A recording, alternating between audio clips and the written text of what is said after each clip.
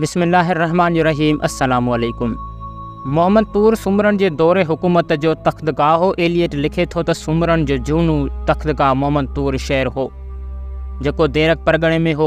देरक परगणो हाणोके छाछरे ऐं बदीन तालकनि जे हंध ते यानी पार करे विंगी बाज़ार जे विच वारी वारियासी मैदान खां वठी हाणोके ठटे शहर ताईं लिखियो वेंदो हो।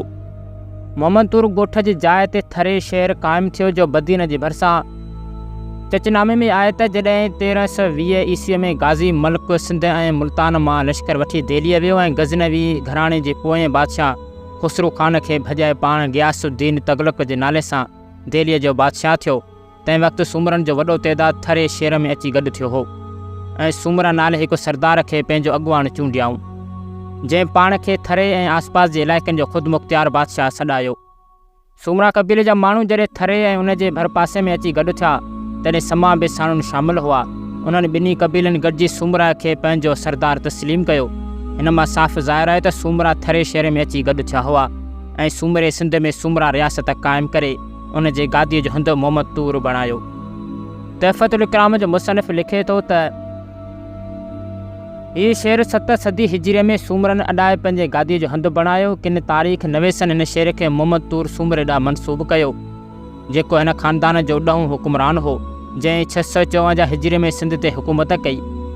मोहम्मद तूर जे गादीअ ते विहण वारनि हुकुमराननि में 2 औरतूं ताराबाई जेका दोदे सुमरे जी धीउ हुई ऐं ॿी हमूबाई जेका संघार जी ज़ाल हुई हुकुमरान रहियूं आहिनि। हमूबाईअ दरक जे किले में पंहिंजो तख्तगाह क़ाइमु कयो ऐं पंहिंजनि भाउरनि मां हिक खे मोहम्मद तूर शहर में ऐं ॿिए खे थरे शहर में हाकुम करे रखियईं।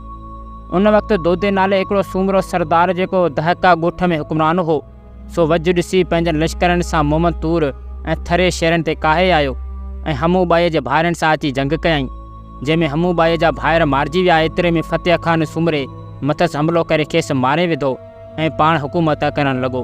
हिन साॻी तरह मोहम्मद तूर खे गादीअ जो हंधु बणायो। मोहम्मद तूर जो शहर हिकु ख़ासि मक़सद तहत ठारायो वियो। नामियारो स्कॉलर ग़ुलाम अली अलाना लिखे थो त हीउ शहर मेहराण मां निकितल शाख रेण जे गोंगड़ी वाह ते हो। हिन शहर जूं इमारतूं पकियनि ऐं लसियनि सिरनि जूं ठहियलु हुयूं जेके चोरस ऐं मुस्ततील हुयूं। हिते मकान किला ऐं महिलात हुआ। पथरनि जूं वॾियूं छिपूं महिलातनि ऐं मकाननि ठाहिण में कमु ईंदियूं हुयूं। सुमरन जी हुकूमत जो हीउ अवाइली ऐं क़दीमी तख्तगाह समन जी हुकूमत में तबाह थी वियो। उन खां पोइ ख़ुदि सुमरा बि हितां गादीअ जो हंधु मटाए विग कोट खणी विया। एलियट लिखे थो त जॾहिं दरिया पंहिंजो समूरो वहिकिरो विच सिंध ख्वाल लाड़ मां मिटाए वियो, हिन शहर जे खंडरनि जे घणो पोइ हेरनी कज़न्स तहक़ीक़ कई जितां खेसि चांदीअ ऐं टामे जा सिक्का हथ आया। अहिड़ीअ तरह सुमरन जे दौर जो हीउ शहर सिंध जे तारीख़ में पंहिंजा अणमट नक्श छॾे अॼु मिटीअ जे ढेर जी सूरत में तालके मीरपुर बठोरे ज़िले ठटे जे शाह कपूर ॻोठ जे वेझो आम ख़ासि लाइ इबरत जो मर्कज़ बणियलु आहे। त इंशाअल्लाह उमेद आहे त जो हीउ मुख़्तसर ऐं तारीख़ी वीडियो अवां सॼणनि खे ज़रूरु पसंदि आयो हूंदो। त वीडियो खे लाइक कयो ऐं असांजे यूट्यूब चैनल खे ज़रूरु सब्सक्राइब कयो। त मिलंदासीं अहिड़ी दिलचस्प हिस्ट्रिकल वीडियो में। तेसीं ताईं असांखे ॾियो इजाज़त। अल्लाह हाफ़िज़।